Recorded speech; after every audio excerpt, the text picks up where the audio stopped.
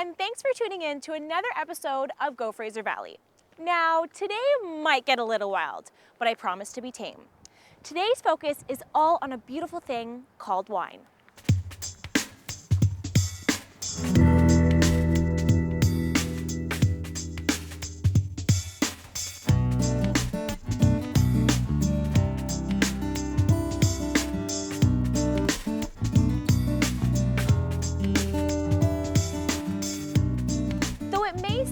We're at a beautiful winery in Italy. We're in fact in Abbotsford, checking out Singletree Winery. As much as I think I'm a wine connoisseur, there's probably more to it than I think.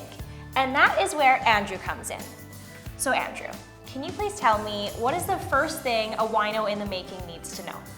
First thing that you need to know is what do you like? So try a bunch of wines, see which types you like. What if it's red or white, sweet or dry. There's a ton of wines out there and tons of tastes, different tastes. So it's one of those whatever you like best. And so you've only been open for 3 months, but where did Singletree come from? Where did the name come from? So the name came from actually what's below here. Ooh. This is a single tree that's used on a working horse harness. So we got the name from that because this area was pioneered probably back in the late 1800s. Wow. So, and this property was farmed around 1897. And so we wanted something that kind of captured the history of the land, and the single tree seemed like the perfect image for that. Yeah, that sounds lovely. And so is all of this family run? This is a family-run operation, so Dad, myself, my wife, and even the kids get out and work on the farm. That's awesome. And has this always been a passion of yours to open a winery? It has. My parents have always been wine enthusiasts. When we had the opportunity to be able to plant grapes, it wasn't too hard to convince them to start it. They just went right for it? Yeah. That's awesome. And how many vineyards do you actually have? So we have 11 acres planted here on the farm site. We also have a vineyard out by the Abbotsford Airport, and then we also have contract growers up in the Okanagan. Wow, that's a lot for 3 months. You guys have established a lot. Well, yeah, this actually started back in 2005, us wanting to look at starting up a vineyard. So the research into what varieties work well, and also what rootstocks we need and that sort of thing. So it was about 5 years of planning before we actually put plants into the ground. In 2010, we finally did that. That takes a lot of work. Well, you must be very proud. So can you show me a little bit of your wines? Maybe show me a little taste tester? Yeah, no problem. Okay, perfect. All right, so usually I just dive into a bottle of wine with my best friend, and that's all there is to it for me, but you're telling me that there's steps. Yeah, there's a lot more steps than just pouring and drinking away. And going in. So we'll start by after it's poured. Okay. And what are we drinking right now? What are we tasting? This is our 2013 Zigarriba. Okay. And it's an off-dry white. A little bit fruity, very fragrant, really nice patio drinking wine. Awesome. So the first thing you would do is look up and put it on an angle and just look through to see the color. Now, white wine has more than just the yellow in the wine. I see gold. Is that right? Yep, it is. It would be a straw color, I would say. Yeah. So the second step is just swirling the wine. Now this allows the wine to breathe and all the aromas to come out, and then you can take a sniff. Should I put my nose like right into it? You should put your nose right into the glass.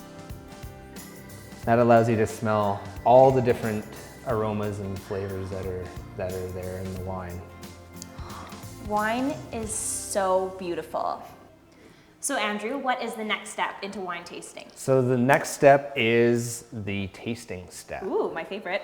So you take a sip in your mouth. Okay.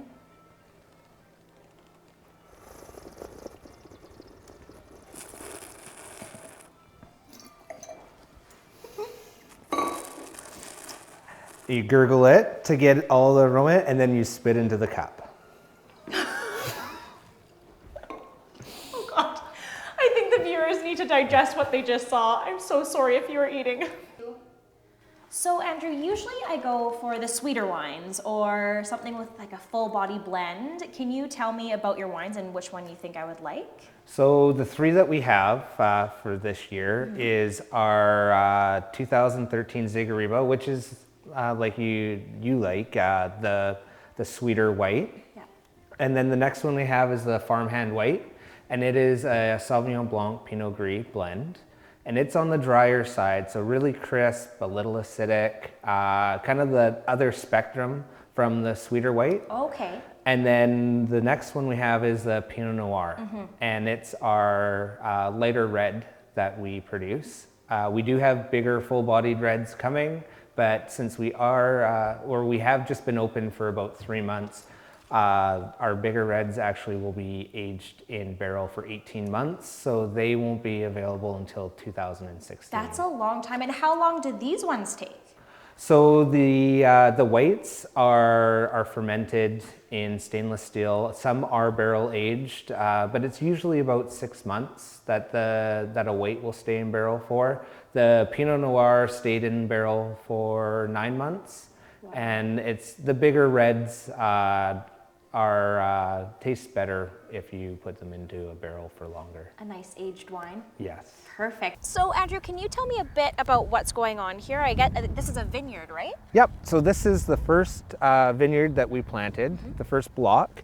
It is about 4 years old here, and it consists of Pinot Noir, Pinot Gris, Sauvignon Blanc, and Zigariba. So we planted all four in a small area to see. It was actually a test block to see what grew well and what doesn't in the area. And how can you tell the differences of the grapes? Well, we know by the tags that we put on them, but as the plant grows, the shape of the leaf, the color of the fruit, will all are indicators of what type it is. That's beautiful. Well, as much as I'd love to stay here and sip wine all day, I do have a job that I should probably get back to.